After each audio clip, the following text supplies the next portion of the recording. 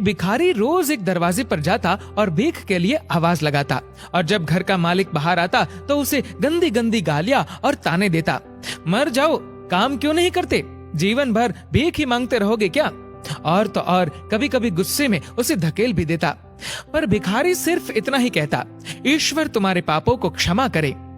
एक दिन सेठ बड़े गुस्से में था, शायद व्यापार में घाटा हुआ था। वो भिखारी उसी वक्त भीख मांगने आ गया।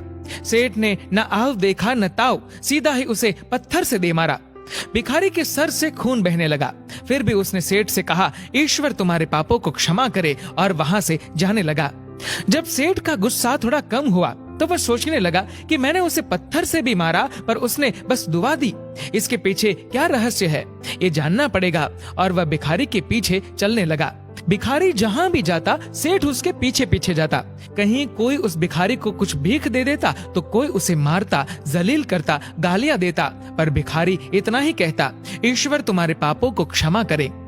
अब अंधेरा हो चला था। भिखारी अपने घर लौट रहा था। सेठ भी उसके पीछे था। भिखारी जैसे ही अपने घर लौटा, एक टूटी फूटी खाट पे एक बुढ़िया सोई थी, जो भिखारी की पत्नी थी। जैसे ही उसने अपने पति को देखा तो उठ खड़ी हुई और भीख का कटोरा देखने लगी। उस भीख के कटोरे में मात्र एक आधी बासी रोटी थी। उसे देखते ही बुढ़िया बोली, बस इतना ही और कुछ नहीं? और ये आपका सर कैसे फूट गया? भिखारी बोला, हाँ बस इतना ही है। किसी ने कुछ नहीं दिया, सबने गालियां दी, कुछ ने तो पत्थर भी मारे, इसलिए सर भी फूट गया। भिखारी ने फिर कहा, ये सब अपने ही पापों का परिणाम है। याद है ना तुम्हें, कुछ वर्षों पहले हम कितने रईस हुआ करते थे और क्या नहीं था हमारे पास, पर हमने कभी दान नहीं किया। याद है तुम्हें वो अंधा भिखारी? बुढ़िया की आंखों में आंसू आ गए और उसने कहा, हाँ, कैसे हम उस अंधे भिखारी का मजाक उड़ाते थे, कैसे उसे रोटियों की जगह खाली कागज रख देते थे, कैसे हम उसे जलील करते थे, कैसे हम उसे कभी कभी मार या धकेल देते थे। अब बुढ़िया ने कहा, हाँ सब याद है मुझे, कैसे मैंने भी उसे राह नहीं दिखाई और घर के बने नाले में गिरा दिया था। जब भी वह रोटियां मांगता था तो मैंने बस उसे गालियां ही दी। एक बार तो उसका कटोरा तक फेंक दिया था। और वो अंधा भिखारी हमेशा कहता था कि तुम्हारे पापों का हिसाब ईश्वर करेंगे, मैं नहीं। आज उस भिखारी की बद्दुआ और हाय हमें ले डूबी। फिर भिखारी ने कहा, पर मैं किसी को बद्दुआ नहीं देता, चाहे मेरे साथ कितनी भी ज्यादती क्यों ना हो जाए, मेरे लब पर हमेशा दुआ ही रहती है। मैं अब नहीं चाहता कि कोई और इतने बुरे दिन देखे।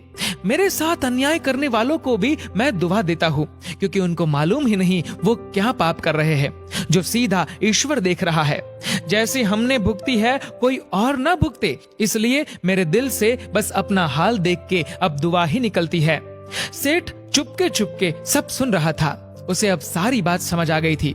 बूढ़े बुढ़िया ने आधी रोटी को मिल बांट कर खाया और सब प्रभु की महिमा है बोलकर सो गए।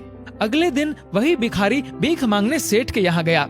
सेठ ने पहले से ही उसके लिए रोटियां निकाल रखी थी, जो उसने भिखारी को दी और हल्की सी मुस्कान भरे स्वर में कहा, माफ करना बाबा, गलती हो गई मुझसे। भिखारी ने कहा, ईश्वर तुम्हारा भला करे, और वो वहां से चला गया। सेठ को एक बात समझ आ गई थी, इंसान तो बस दुआ या बद्दुआ देते हैं, पर उनको पूरी तो वह परम पिता ईश्वर कर्मों के हिसाब से ही करता है।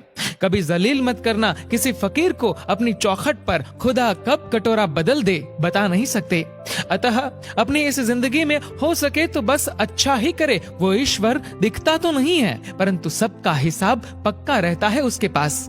दोस्तों, इस वीडियो को लेकर आपकी क्या राय है, नीचे कमेंट करके जरूर बताएगा। और अगर आपको वीडियो अच्छा लगा हो तो इस वीडियो को लाइक करेगा, शेयर करेगा ज्यादा से ज्यादा लोगों तक। और ऐसे ही और भी इंस्पिरेशनल वीडियोस के लिए सब्सक्राइब करें हमारे यूट्यूब चैनल को और फेसबुक पर फॉलो करें हमारे पेज को। धन्यवाद।